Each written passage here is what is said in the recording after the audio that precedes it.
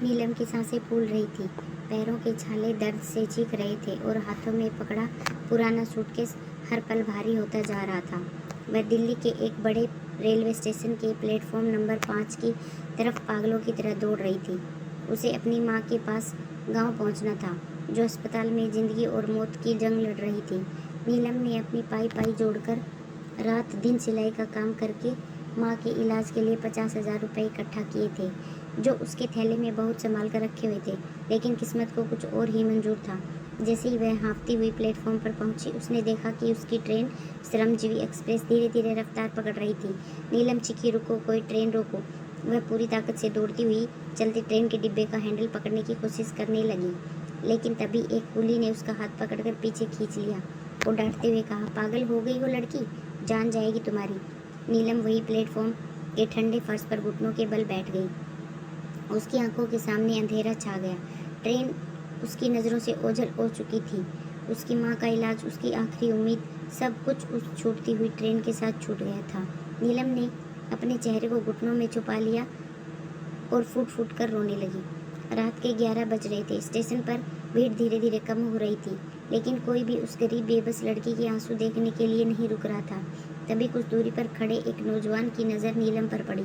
उसका नाम कबीर था। कबीर शहर का एक बहुत बड़ा आर्किटेक्ट था, जो अपनी बड़ी गाड़ी और आलीशान लाइफस्टाइल के लिए जाना जाता था, लेकिन स्वभाव से वह बेहद संवेदनशील और शांत था। वह उस रात अपने एक दोस्त को छोड़ने स्टेशन आया था। कबीर ने जब नीलम को इस कदर टूटते देखा तो उसका पैर आगे बढ़ने से रुक गए। वह धीरे धीरे नीलम के पास गया और बहुत ही शालीनता से झुककर बोला, सुनिए, क्या मैं आपकी कोई मदद कर सकता हूँ? नीलम ने रोते हुए अपनी सूजी हुई आंखें ऊपर उठाई। उसने देखा कि एक ऊंचे कद का महंगे कपड़ों में लिपटा हुआ इंसान उसके सामने खड़ा था।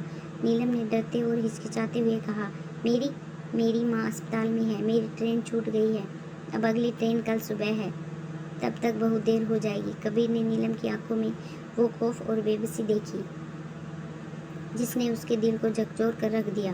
कबीर ने घड़ी देखी, फिर नीलम की तरफ देखा और बहुत ही शांत लेकिन भरोसेमंद आवाज़ में कहा, रोइए मत, आपकी माँ को कुछ नहीं होगा, मेरी गाड़ी बाहर खड़ी है, मैं आपको आपके गांव छोड़ दूंगा। नीलम चौंक गई। वह एक अनजान अमीर लड़के पर कैसे भरोसा कर लेती? उसने डरते हुए मना कर दिया, नहीं साहब, आप बड़े लोग हैं, मैं किसी अनजान के साथ नहीं जा सकती। कबीर उसकी बात का मतलब समझ गया। उसने मुस्कुराते हुए जेब से अपना आधार कार्ड, अपना बिजनेस कार्ड निकाला और नीलम के हाथ में रख दिया। कबीर ने कहा, यह मेरी पहचान है, अगर आपको डर लगे तो आप पुलिस को फ़ोन कर सकती हैं, लेकिन इस वक्त आपकी माँ को आपकी ज़रूरत है, आपके इस डर को नहीं। कबीर की बातों में एक अजीब सा जादू और पवित्रता थी। नीलम ने अपना सूटकेस उठाया और उसके पीछे पीछे चल पड़ी। उसे नहीं पता था कि यह छूटी हुई ट्रेन उसकी ज़िंदगी का सबसे बड़ा यू टर्न बनने वाली थी। जब नीलम कबीर की आलीशान और बड़ी गाड़ी में बैठी तो वह बिल्कुल सिमट कर एक कोने में बैठ गई, ताकि उसके साधारण और धूल से सने कपड़े गाड़ी की कीमती सीटों को खराब न कर दें। कबीर ने शीशे में से नीलम की इस झिझक को देखा। उसने चुपके से गाड़ी का एसी धीमा किया और एक बेहद सुकून देने वाला धीमा संगीत बजा दिया। सफ़र शुरू हो चुका था। दिल्ली की सीमा पार करते ही हाईवे पर सन्नाटा छा गया। रास्ता करीब 7 घंटे का था। शुरुआत के 2 घंटे दोनों के बीच बिल्कुल खामोशी रही। नीलम लगातार खिड़की से बाहर देखते हुए मन ही मन ईश्वर से अपनी माँ की सलामती की भीख मांग रही थी। रात के करीब 2 बजे कबीर ने गाड़ी एक छोटे से हाईवे ढाबे पर रोकी। उसने नीलम से कहा, हम पिछले 3 घंटे से चल रहे हैं, आप कुछ खा लीजिए।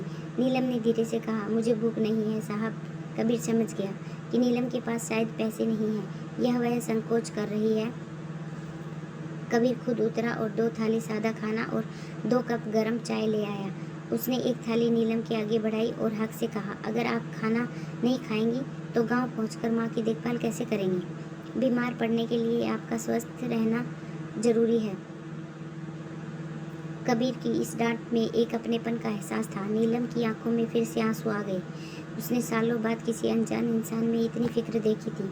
उस रात ढाबे की पीली रोशनी में चाय की चुस्कियों के बीच दोनों ने पहली बार एक दूसरे से खुलकर बात की। नीलम ने बताया कि कैसे उसके पिता के जाने के बाद उसने और उसकी माँ ने गरीबी में दिन काटे हैं, और कबीर ने बेहद ध्यान से उसकी एक एक बात सुनी, जैसे वह दुनिया की सबसे महत्वपूर्ण कहानी सुन रहा हो। सफ़र दोबारा शुरू हुआ। अब गाड़ी में वो अजनबीपन नहीं था। कबीर को नीलम की सादगी, उसकी साफ गोई और अपनी माँ के लिए उसका यह समर्पण बेहद खूबसूरत लग रहा था। कबीर ने अपनी ज़िंदगी में बहुत सी अमीर और आधुनिक लड़कियां देखी थी, लेकिन नीलम के चेहरे पर जो एक रूहानी सुकून और सच्चाई थी, वह उसने पहले कभी नहीं देखी थी। धीरे धीरे नीलम की थकान उस पर हावी होने लगी और उसका सिर अनजाने में ही सीट के पीछे टिक गया और वह सो गई। गाड़ी चलाते हुए कबीर ने जब नीलम के सोते हुए मासूम चेहरे को देखा तो उसके दिल में एक अजीब सी हलचल हुई। वह जिसे सिर्फ एक मुसाफिर समझकर मदद कर रहा था, अब उसके दिल के किसी कोने में उस लड़की के लिए एक बेहद पवित्र और गहरा जज्बा जन्म ले रहा था। कबीर ने गाड़ी की रफ्तार थोड़ी धीमी कर दी ताकि नीलम की नींद में खलल न पड़े।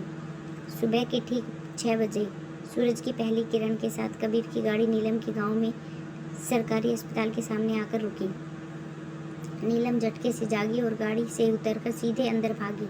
कबीर भी गाड़ी पार्क करके उसके पीछे गया। डॉक्टर ने बताया कि ऑपरेशन के लिए पैसों की तुरंत ज़रूरत है। नीलम ने कांपते हाथों से अपने थैले में 50,000 रुपये निकाले, लेकिन डॉक्टर ने कहा दवाइयों और अचानक बड़े खर्चों की वजह से अब 80,000 रुपये की ज़रूरत है। 30,000 और जमा कराइए। नीलम के पैरों तले ज़मीन खिसक गई। वह बची हुई रकम कहाँ से लाती? वह रोने लगी और डॉक्टरों के हाथ जोड़ने लगी। तभी पीछे से एक मजबूत हाथ आया और उसने डॉक्टर के काउंटर पर क्रेडिट कार्ड रख दिया। वह कबीर था। कबीर ने डॉक्टर से कहा, आप तुरंत इलाज शुरू कीजिए, पैसों की चिंता मत कीजिए। नीलम ने कबीर की तरफ देखा। उसकी आंखों में कृतज्ञता और हैरानी का समंदर था। उसने कहा, साहब, मैं आपकी यह पैसे ज़िंदगी भर काम करके भी नहीं चुका पाऊंगी।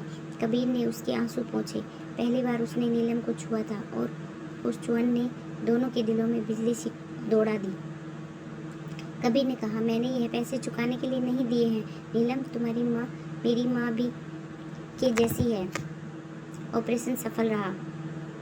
डॉक्टर ने कहा कि अब माँ बिल्कुल खतरे से बाहर है। नीलम की खुशी का ठिकाना नहीं था। वह दौड़कर वार्ड में गई और अपनी माँ के गले लग गई। कबीर बाहर खड़ा होकर खिड़की से ये सब देख रहा था और उसके चेहरे पर एक ऐसी संतुष्टि भरी मुस्कान थी जो उसने अपनी करोड़ों की डील्स फाइल करने के बाद भी कभी महसूस नहीं की थी। उसे अपना ठिकाना मिल चुका था। शाम को जब माँ सो गई तो नीलम अस्पताल के लॉन में कबीर से मिलने आई। अब कबीर के जाने का वक्त हो चुका था। कबीर ने अपना बैग उठाया और नीलम की तरफ देखकर कहा, चलता हूँ नीलम, अब तुम्हारी माँ ठीक है, अपना ख्याल रखना। नीलम का दिल डूबने लगा। वह कबीर को जाते हुए नहीं देखना चाहती थी। इन कुछ घंटों के सफ़र ने, उस छूटी हुई ट्रेन के हादसे ने नीलम की रूह को कबीर से हमेशा के लिए जोड़ दिया था। नीलम ने हिम्मत जुटाई। उसके कदम कबीर की तरफ बढ़े और उसने कबीर का हाथ पकड़ लिया। नीलम की आंखों से आंसू बह रहे थे। उसने कहा, साहब, आप तो चले जाएंगे, लेकिन इस गरीब लड़की के दिल का क्या होगा जो आपकी गाड़ियों पर नहीं, आपकी उस पाक सीरत पर अपना सब कुछ हार बैठी है। कबीर रुक गया। उसने मुड़कर नीलम को देखा। उसकी अपनी आंखों में भी प्यार की नमी थी। कबीर ने नीलम के दोनों हाथों को चूम लिया और कहा, नीलम, उस रात तुम्हारी ट्रेन नहीं छूटी थी, बल्कि मेरी ज़िंदगी की सबसे खूबसूरत मंजिल मुझे मिल गई थी। मैं तुम्हें यहाँ छोड़कर जाने के लिए नहीं आया था। मैं अपनी ज़िंदगी की हर राह पर तुम्हें अपने साथ देखना चाहता हूँ। कुछ हफ्तों बाद जब नीलम की माँ पूरी तरह ठीक हो गई तो कबीर उन्हें और नीलम को ससम्मान अपने शहर ले आया। कबीर ने दुनिया की परवाह किए बिना, किसी बड़े दिखावे के बिना, अपनी माँ की मौजूदगी में नीलम से एक मंदिर में बेहद सादगी से शादी कर ली। वह लड़की जो एक रात पहले स्टेशन पर खुद को दुनिया की सबसे बदनसीब और गरीब लड़की समझकर रो रही थी, आज वह दुनिया की सबसे अमीर इंसान के दिल की मल्लिका बन चुकी थी। वह छूटी हुई ट्रेन वास्तव में किस्मत का एक ऐसा तोहफा थी जिसने नीलम को उसकी ज़िंदगी का सबसे खूबसूरत हमसफ़र और सच्चा प्यार सौंप दिया था।